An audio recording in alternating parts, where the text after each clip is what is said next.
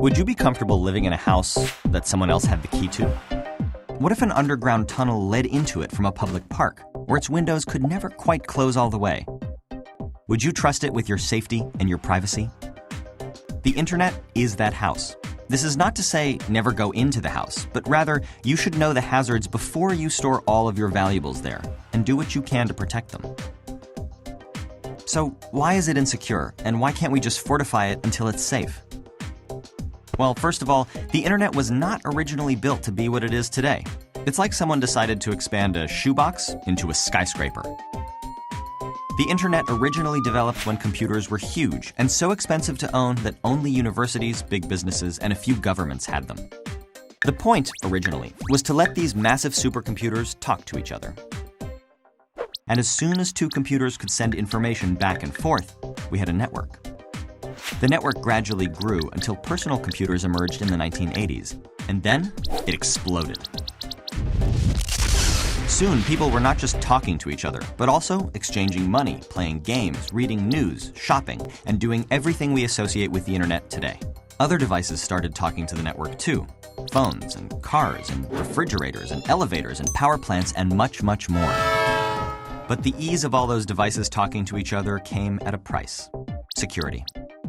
One computer could send another instructions to delete everything on it or take it over. We call these viruses and malware. Or one person could steal another's identity by guessing, cracking, or extracting a password. Vulnerabilities such as these will never completely go away because they're built into the internet's very architecture. Criminals use them to steal billions of dollars, governments use them for surveillance, and hacktivists use them to further their political goals. Between 2004 and 2013, over 1 billion records of personal information were stolen or leaked through data breaches of major organizations. As a thought experiment, let's imagine what a perfectly secure internet might look like. Users would not be allowed to download or install anything onto their computers. All internet traffic would be monitored and regulated by bots and humans, massively limiting the number of websites you could visit. In order to log on to a website, you'd have to type in a 100-character password, submit a genetic sample, and whistle a tune.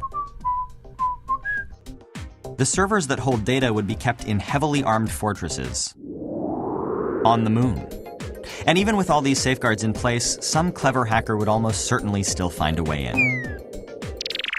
The good news is, even with our flawed internet, there are simple things you can do to protect yourself. And there are a lot of people committed to making the internet more secure.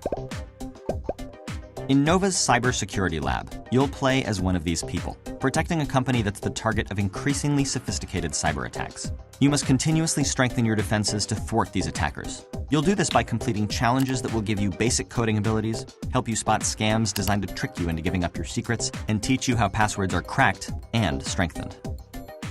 The house that is the internet may be built on a shaky foundation, but it's been a home to innovation and an unprecedented free exchange of ideas. It's up to us to make it livable in spite of its flaws.